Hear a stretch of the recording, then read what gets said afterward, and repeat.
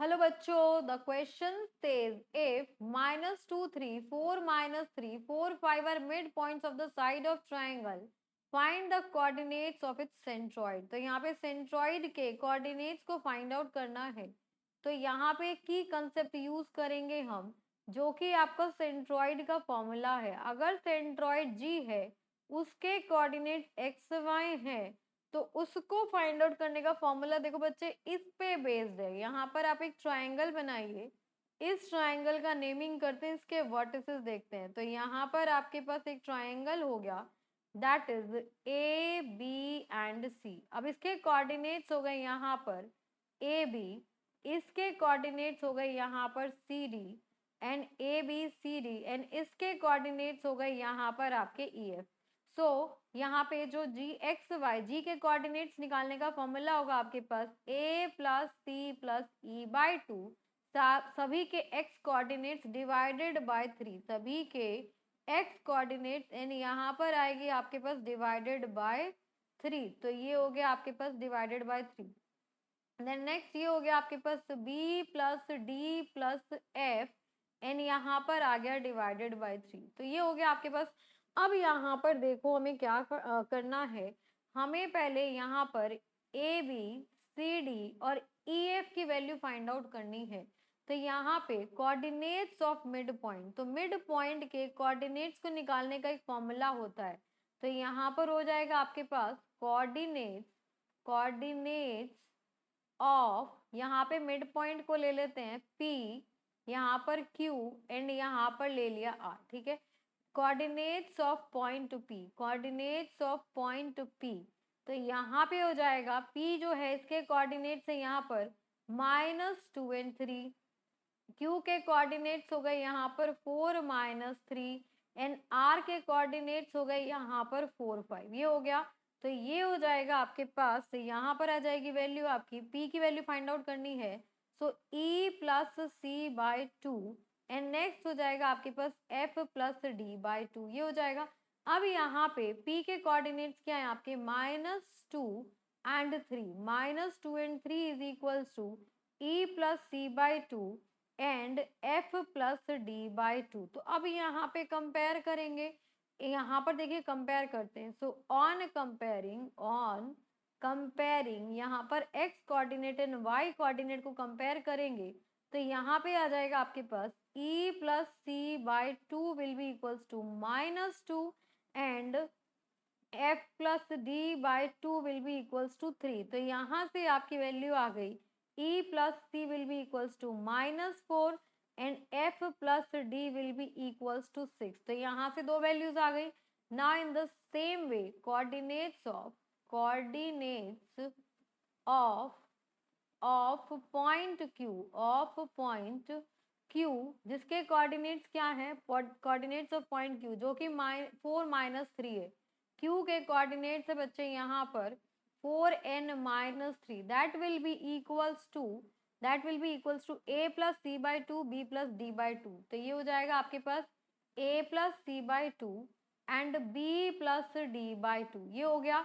तो यहाँ से आपकी वैल्यू आ जाएगी a plus c by 2 will be equals to 4 and b plus t divided by 2 will be equals to -3।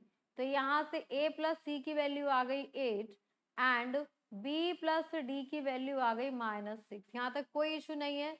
Then यहाँ पर लास्ट एलिमेंट के कोऑर्डिनेट्स निकालते हैं पॉइंट r के, जो कि 4 5 है।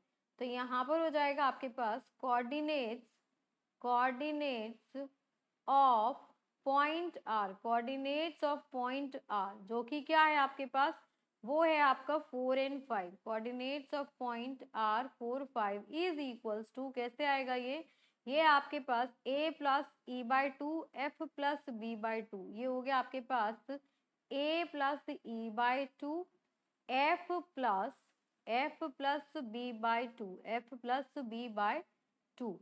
ठीक है, अब यहाँ पे अगेन कंपेयर करेंगे तो a plus E by two is equals to 4 and f plus b by two is equals to 5। तो यहाँ से आपकी a plus e equals to 8 हो गया, f plus b is equals to 10 आ गया।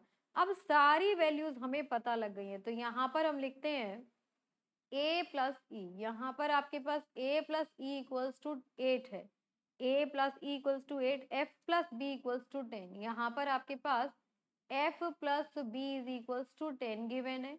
और देखिए a प्लस सी आपका 8 है, a plus C, so a plus C आपके पास गिवन है 10, यहाँ पर देख लीजिए a प्लस सी 10 नहीं है, a प्लस सी 8 है, तो यहाँ पे इसे रब करते हैं, यहाँ पर आएगा आपके पास a plus c equals to 8 आ गया है ना। फिर नेक्स्ट देखो यहाँ पर क्या गिवन है, b प्लस डी माइनस 6 है, b प्लस डी, यहाँ पर क्या गिवन है, b प्लस डी, तो यहाँ पे आ गया आपके पास b plus d is equals to -6 हो गया, ठीक है। देन नेक्स्ट टर्म्स देखिए यहाँ पर क्या गिवन है, e plus c equals to -4, so e plus c equals to -4 है, ठीक है।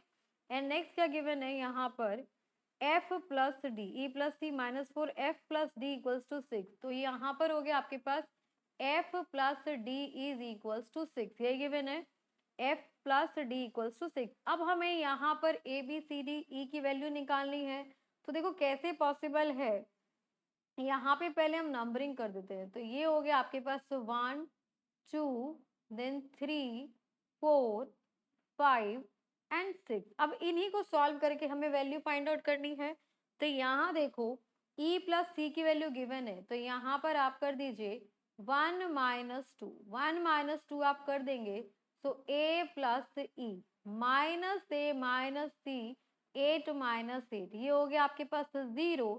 यहाँ से देखो आपके पास a से a कैंसिल आउट हो गया, तो e minus c equals to 0, यहाँ से e is equals to c आ गया, e इक्वल्स टू सी आ गया, put e equals to c in equation 5, equation 5 में रखते हैं, तो यहाँ पर आ गया आपके पास twice of c will be equals to -4, so c will be equals to -4 divided by 2, तो c की वैल्यू आ गई -2, यहाँ पे आपके पास c की वैल्यू आ गई -2, तो c की वैल्यू -2, तो यहाँ पे e की वैल्यू भी आ गई आपकी -2 एंड c भी हो गया आपके पास -2, दो वैल्यूज आ गई आपके पास। तो इस इक्वेशन का यूज हो गया, यहाँ से हम यहाँ पर a की वैल्यू भी निकाल सकते हैं, तो यहाँ पे a will be equals to a two minus c हो जाएगा, so a will be equals to a two minus of -2, तो यहाँ से a की वैल्यू आ गई आपकी 10, a की वैल्यू 10 आ गई। अब हमें b, f और d की वैल्यू फाइंड आउट करनी है, b, d और f की वैल्यू, सो f प्लस डी गिवन है यहाँ पर, और f प्लस, अब क्या करते हैं यहाँ पर 3 - 4 करते हैं, यहाँ पर हम करते हैं इक्वेशन 3 - 4, सो इक्वेशन 3 आपकी f प्लस बी, ये है आपके पास f plus b minus of b plus d, minus of b minus d will be equals to 10 minus -6, ये हो गया। अब यहाँ पर इससे ये कैंसिल हो गया, so f minus d will be equals to 16, अब f माइनस डी 16 है और f प्लस डी कितना है आपका 6 है, तो यहाँ पर देखो यहाँ पर आप ले लेंगे f minus d 16 and f plus d is equals to कितना है आपके पास, यहाँ पर देखो f प्लस डी आपके पास 6 है, तो यहाँ पर आ गया आपके पास f plus d equals to 6, तो यहाँ पर आप 6 वैल्यू ले लेंगे, ये हो गया आपके पास 6। अब इसे ऐड करेंगे तो twice of f will be equals to, यहाँ पर आ गया आपके पास 22, so f will be equals to 11, यहाँ से f की वैल्यू आपकी 11 आ जाएगी, यहाँ पर ये हो गया आपके पास 16 एंड f प्लस डी आपका 6 था, f प्लस डी आपका -6 है, f प्लस डी आपका यहाँ पे देखिए यहाँ पे b प्लस डी आपका -6 है, b plus D, f plus D आपका 6 है, f प्लस डी 6 है, तो यहाँ पे इसे रब करते हैं, ये आपका करेक्ट है, ठीक है। अब नेक्स्ट देखो यहाँ पर आपके पास पॉइंट्स आ गए, यहाँ पे f की वैल्यू 11 आ गई, सो f की वैल्यू 11 आ गई, सो यहाँ पर f plus d is equals to 6 है, so d will be equals to 6 minus f, so d will be equals to 6 minus 11, so d की वैल्यू आ गई -5, d की वैल्यू -5 आ गई, f की वैल्यू आ गई। अब देखो हमें किस किस की वैल्यू मिल चुकी है, f इज इक्वल्स टू 11 आ गया है, d इक्वल्स टू -5 आ गया है, और देखो c इक्वल्स टू -2 आ गया है, c इक्वल्स टू -2 हो गया है, एंड a इक्वल्स टू 10 हो गया है, a इक्वल्स टू 10 हो गया है। e की वैल्यू क्या आ गई आपकी? e की वैल्यू आ गई है -2, e की वैल्यू भी आ चुकी है -2। अब यहाँ पे किसी एक की वैल्यू रह गई है यहाँ पर b की वैल्यू, सो b की वैल्यू भी फाइंड आउट कर सकते हैं हम। सो यहाँ पर देखो हमें क्या गिवन है, b की वैल्यू फाइंड आउट करनी है। So b f plus b equals to 10 given है, हमें गिवन है f plus b, f plus b is equals to 10 है। So b will be equals to 10 minus 11। So b की value आ गई बच्चे -1, यहाँ से b की वैल्यू आ गई -1। अब हमें g की वैल्यू फाइंड आउट करनी है, हमें g की वैल्यू फाइंड आउट करनी है। So we know that g x y is equals to, क्या वैल्यू थी यहाँ पर? फॉर्मूला था यहाँ पर a plus C plus e by 3, a plus C plus e, a plus C plus e by 3, and यहाँ पर हो गया आपके पास b plus d plus f by 3, ये हो जाएगा। तो यहाँ पे हम वैल्यूज पुट करते हैं, यहाँ पे हम वैल्यूज पुट करते हैं। तो यहाँ पे आ गया आपके पास ए प्लस सी, ए हो गया आपके पास 10 प्लस सी हो गया आपके पास -2, तो डायरेक्टली यहाँ पर लेते हैं हम -2, ये हो गया आपके पास 10 -2, तो यहाँ पर ले लेते हैं हम यहाँ पर 10 -2, एंड देन ई भी आ गया आपके पास -2 डिवाइडेड बाय 3। यहाँ पर देखिए b की वैल्यू हो गई आपके पास, तो b हो गया -1 एंड d हो गया आपके पास -5 एंड f हो गया आपके पास +11 डिवाइडेड बाय 3। तो यहाँ पे ये वैल्यू हो गई 6 डिवाइडेड बाय 3, एंड यहाँ पे आ गया आपके पास 5 + 1 इज 6। सो यहाँ पर हो गया आपके पास 6 आ गया, तो यहाँ पर आ गया आपके पास 5/3, ये हो गया बिकॉज 11 में से आप 6 माइनस करेंगे तो यहाँ पर आ गया। नाउ हमें यही फाइंड आउट करनी थी कि आप सेंट्रॉइड की वैल्यू बताइए।